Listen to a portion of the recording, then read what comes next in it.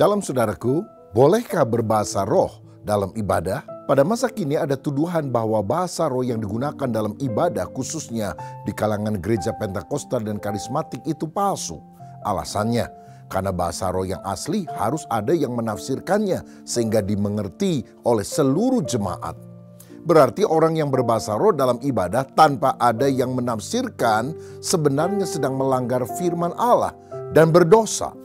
Benarkah demikian? Banyak gereja pada masa kini lebih menekankan nubuat yang sering dikaitkan atau disamakan dengan khotbah, bukan bahasa roh. Bahkan ada gereja yang memiliki pandangan sesasionis, yaitu percaya bahwa karunia bahasa roh hanya terjadi pada zaman rasul-rasul dan tidak ada lagi pada masa kini. Kalau ada yang berbahasa roh itu pasti bukan dari Tuhan, tapi dari diri sendiri atau bahkan dari setan. Gereja Pentakosta dan karismatik percaya bahwa karunia-karunia roh termasuk bahasa roh masih berlangsung hingga kedatangan Kristus yang kedua.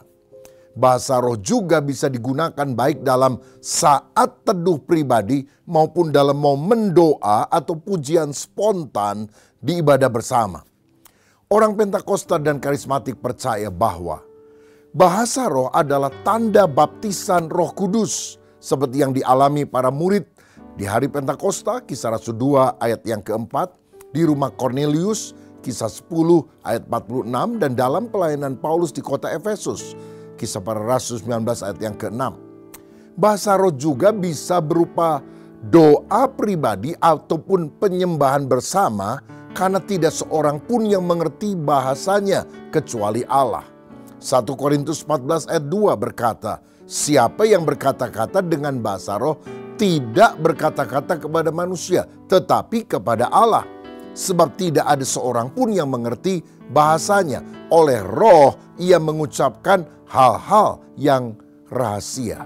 Jadi ada bahasa roh yang tidak dimengerti oleh orang yang ditujukan hanya untuk kepada Tuhan. Berikutnya, bahasa roh juga memperkuat hubungan pribadi kita dengan Tuhan. Karena dalam 1 Korintus 14 ayat 4 dikatakan siapa yang berkata-kata dengan bahasa roh, ia membangun dirinya sendiri. Yudas 1 ayat 20 mendorong kita untuk membangun diri di atas dasar iman yang paling suci dan berdoa dalam Roh Kudus. Gereja Pentakosta dan karismatik membedakan yang pertama, bahasa roh sebagai karunia. 1 Korintus 12 ayat 8-10. Ini adalah salah satu dari 9 karunia Roh Kudus. Tujuannya untuk menyampaikan pesan Tuhan kepada jemaat atau tujuan nubuatan.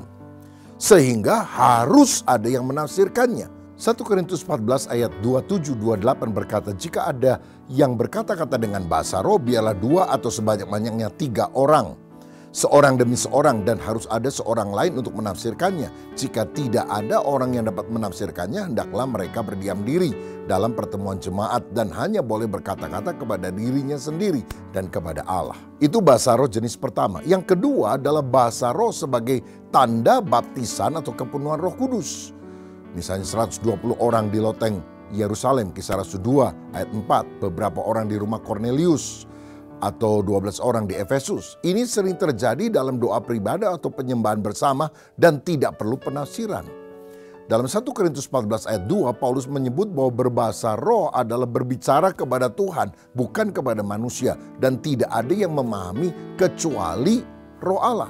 Ayat ini digunakan oleh gereja Pentakosta dan karismatik sebagai dasar bahwa bahasa roh dalam doa pribadi atau penyembahan bersama tidak memerlukan penafsiran karena ditujukan kepada Tuhan.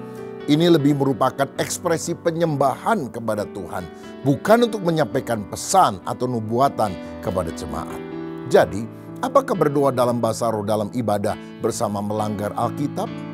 Jika bahasa roh digunakan sebagai karunia di tengah ibadah untuk tujuan nubuatan, tetapi tidak ada yang menafsirkan, maka itu tidak sesuai dengan aturan yang Paulus tetapkan dalam 1 Korintus 14 ayat 27-28. Namun, jika bahasa roh itu bertujuan untuk penyembahan baik secara pribadi maupun bersama-sama, hal itu tidak melanggar Alkitab sebab itu adalah doa kepada Tuhan, bukan sebagai penyampaian pesan bagi jemaat.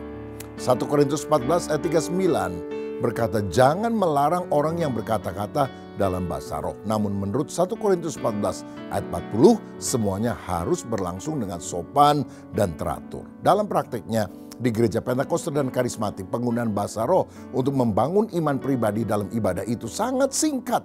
Mungkin cuma beberapa menit dibandingkan dengan lagu pujian, khotbah, doa yang dipanjatkan dengan bahasa yang dipahami untuk membangun jemaat dalam kurun waktu yang jauh lebih panjang.